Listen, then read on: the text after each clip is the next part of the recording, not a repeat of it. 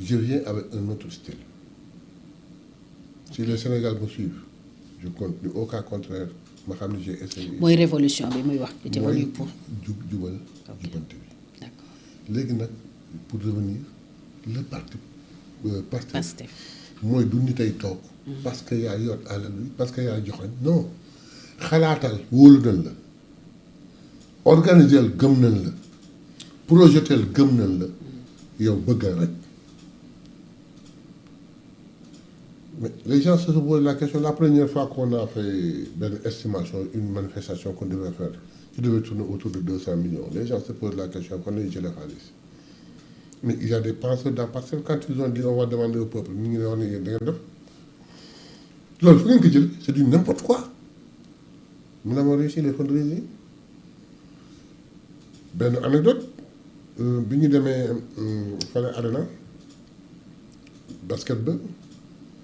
Bi ñuy génn tout le monde était satisfait ma génn juste ay groupe bu xale bu dogale ma doyen ma yamee ngi nii na ngeen def ça va kër ba vous avez été content ñun très content mais doyen nga joxe 1000 francs toog déglu Ousmane Sonko pendant 3 heures de temps li mën nañ ko def fekk 3 mois ça que esprit boobu la Pastef parti amu ko politique.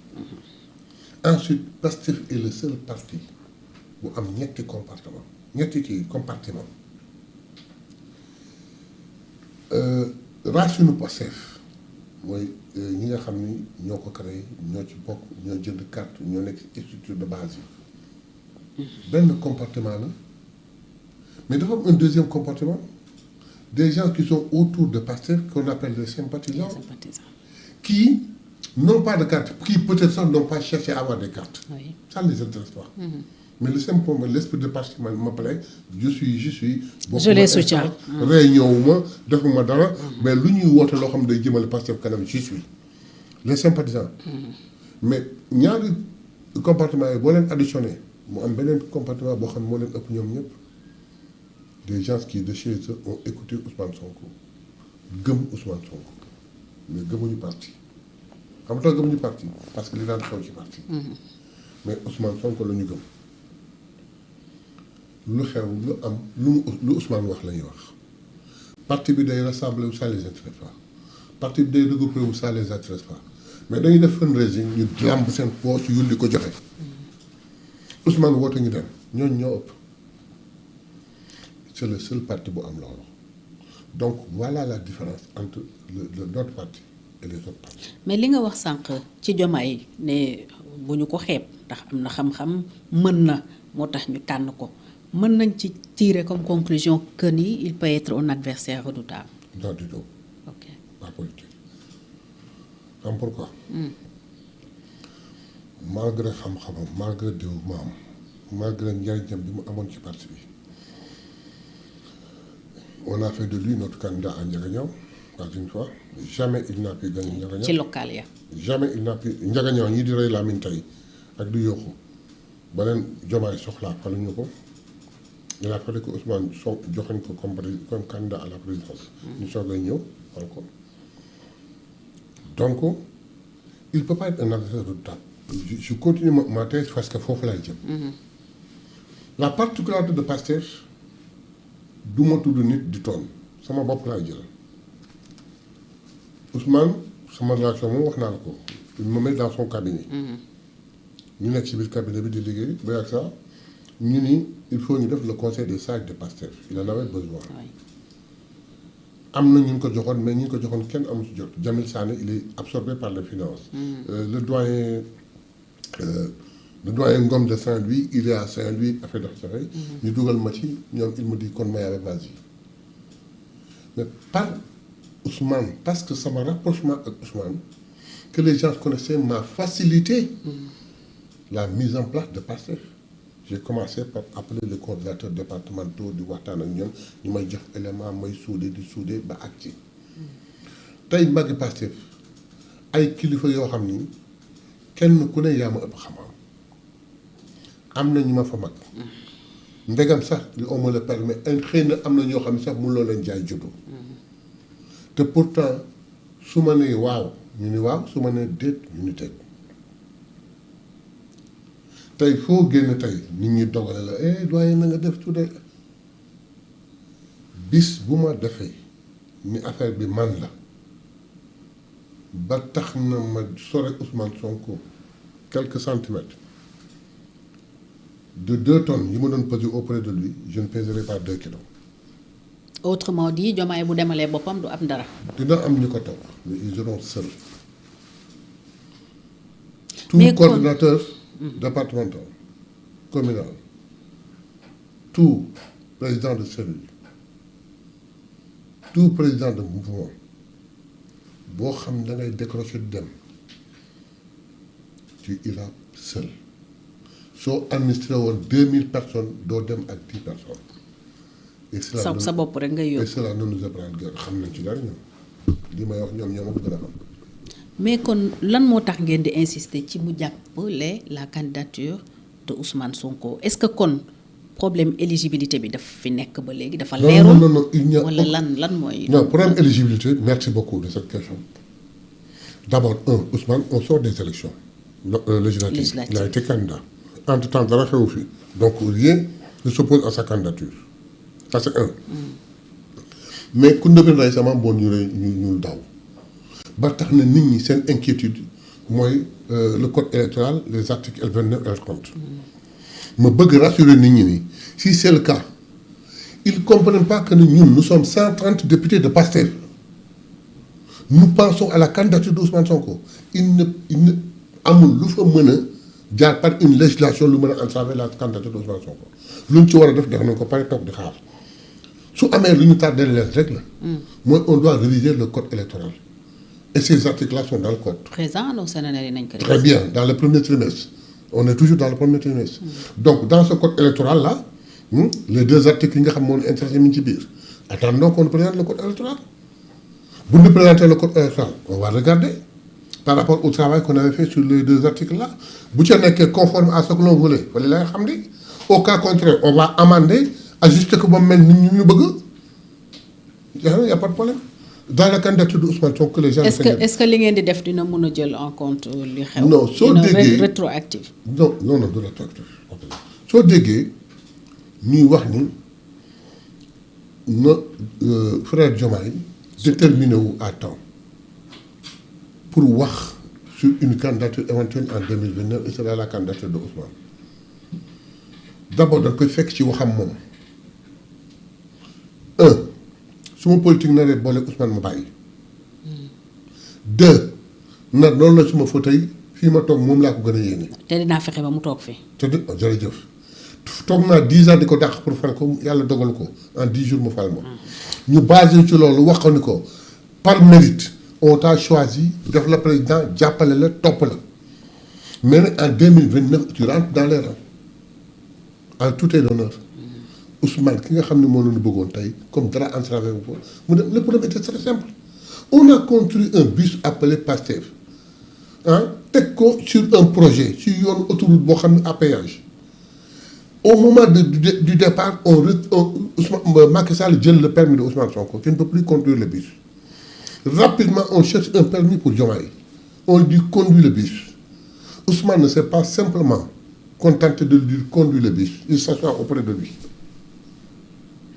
téyel ko sax peut-être carte bi wala map bi ñu àndoo dawal mais bu demee un certain moment mu bëgg def ay crochet naan damay mu di non on est pressé on passe par là am ñu taxaw di tàllal seen loxo te ñooñu ñu ngi leen bàyyi woon sa kanam bu ñu amoon paas yéeg ci bis bi bu seen pexe juboon sax ñoom bis bi daw tey nga bëgg taxaw tàddal na pour jël leen loolu mooy problème bi kese amul leneen donc Diomaye doit comprendre que am na ku ko paraphraser xam si c'est le mot qu'il faut Messi dans Barça quand il était là-bas il était titulaire incontestable au poste de numéro 10 mais pour un problème de genou ou pour un problème de carton rouge un match il était obligé d'être hors du terrain qu'est-ce qu'il fallait faire prendre un remplaçant mais même si dans le match là bi nga xam ne ñëwul si le remplaçant marque 39 buts le match suivant si Messi est disponible c'est Messi qui va rentrer comme titulaire. C'est la même chose il a tous les mérites on a fait de lui notre candidat on l'a élu président il est 31 mi ngi doxal. xëy na dox bi muy dox mooy yéex kese loolu rek nga mën a reprocher mais su jeexalee mandat bi qu'il revienne dans les rangs. Il peut avoir peut-être la chance demain de après les mandats de Ousmane de revenir. kon da ngeen ragal mu def deuxième mandat en fait. mënul def deuxième mandat. mënul def. ragalul mu def deuxième mandat mënul def deuxième mandat. il peut rien avoir sans Pastef. kon bu demee yaakaaroo mu am réélection s'il décide de se présenter comme nee nga yow. xam nga ne mi ngi waajal s'il décide de présenter on l'écrase. c'est tout. On va faire de lui ce qu'on a fait à Macky. Il ne peut rien avoir sans Pastef. Ah non. ñi mu àndal. Diomaye président waa premier ministre nee na mënuñu sax gagné cabine téléphonique mais ñu ngi doon wax tam mën na am ay alliance yu mun a wéy par ci par là. même avec ça yaakaaru leen avec d'autres grands partis de l'opposition peut-être. man grand parti de l'opposition il n'y a plus de grand parti de l'opposition. ñoom APR ak ñoom ñu fi des nii. bien APR avec toute sa force. sa fortune et tout ñun ñu écrasé ko war na mun a am doole bu mu jàppalee kenn. entre temps yéen itam jàppale ne usure du pouvoir mi ngi leen di tàmbalee dugg. mais mbër suñu xam naka laa ko mën a. parce que le mbër moo xam ni mbër moo xam ni man daan naa ko ñetti yoon mbër moo xam ni daan naa ko ñetti yoon takkusaan ñetti takkusaan ëllëg ñu tëgg sama combat ak nit kooku dem jël mbër mi pour mu entraîner ko man dana ma tiital kooku xam-xamam ma daan ko ñetti yoon yow ñu tëggal ma sama combat ak yow nga dem jëli ko pour mu entraîner la. yaakaar ko dana ma tiital ma ni Diomaye ne peut rien avoir sans Pastef. ak ku mu mën a àndal. ku mu yàlla mais kenn ci député yi Marème toujours je crois wax na ni tam wax na waxi presque découragement des populations parce que tam parfois da ngay am pouvoir nga am foo toll mais à plus ngay exercer muy effrité wu jàppoo leen ne loolu dal na leen pour yéen Pastef ba tey mi ngi fi mu nekkoon. mais ça fait pas deux mois. le 8 c'était le 8 novembre. novembre décembre janvier février 4 mois. mais foofu tam am na ñu jàpp ne répartition des sièges faussé na un peu le jeu. parce répartition que des sièges ni ñu répartir les sièges yi ci Sénégal. raw gàddu système raw gàddu bi. peut-être bu fi nekkul woon. di ngeen am li ngeen am je parle simplement de la manifestation du 8. ah oui terrain meeting bi man je suis. on n'a pas démontré que Sénégal te terrain meeting bi alhamdulilah. am na ñu yegg siwul de toute mon expérience politique ëpp na 30 ans. masuma toog ci meeting ma tiit ce jour-là on avait une plénière à l'Assemblée nationale ban fa génnee on est arrivé vers 17h et quelques li ma toog ci tribune officielle bi sama xel dalul. ndax lan. pour man nu mu gën a gaawee nu Ousmane ñëw même bu fekkee danaan bonjour da ngeen dem au revoir ñibbi que les gens se rentrent pour qu'il n'y ait pas de catastrophe. ndax ni mbooloo mi tolloon. su ma yaram da doon daw. ak boolekaat ci nga xam ne ñëwuñu on a démontré notre force ensuite. y en a qui répliquent que mobilisation yomb na surtout un parti au pouvoir. na mobiliser moom na mobiliser yomb na mobilisation yomb na nu ko def kat moo ko fi mën a def non attendez l'affaire est très simple mobilisation yomb na oui les gens sortent des centaines de milliards pour mobiliser ils ne parviennent pas à faire une chose pareille. ñun on donne rien à personne. même on si dit retournement ici même si amoon na ay coow après ci lu ñu ne woon jox nañ ko ay coordination. ah non attendez boo jàppale on a entendu certaines coordinations. attendez. parler de.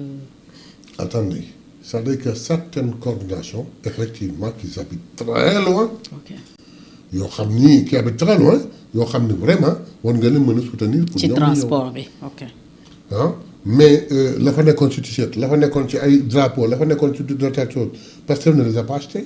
et puis militants yi ñoo ko defal seen mobilisation yomb na. Diomaye le ferait Diomaye naka après une mobilisation pour son kii. d'ailleurs pour l'affaire de samedi bëgguma ci wax sax seen kii mais pour l'affaire de samedi ah techniquement ils ont tout fait pour éviter la mobilisation. affaire de samedi ba. seen affaire de samedi bi ñu woote pour ci valider leur statut yooyu kii leur kii. Diomaye président leur texte les textes du Diomaye président ils ont tout fait pour éviter la mobilisation. Ils ont dit qu'il n'y a qu'un responsable par parti ou parti. Ils pouvaient le faire quelque part, mobiliser. Ils n'auraient même pas le centième de ce qui se trouvait là-bas au stade. Mobilisation, c'est vrai. mais na ko parti mobilisé wu. da ngeen ragal mu torpiller la candidature de Sonko. il peut pas. parce que Cour suprême waxagul. non Cour suprême lu wax. la révision du procès xamaguñu. non ça n'a absolument rien à voir. La révision du procès c'est pas pour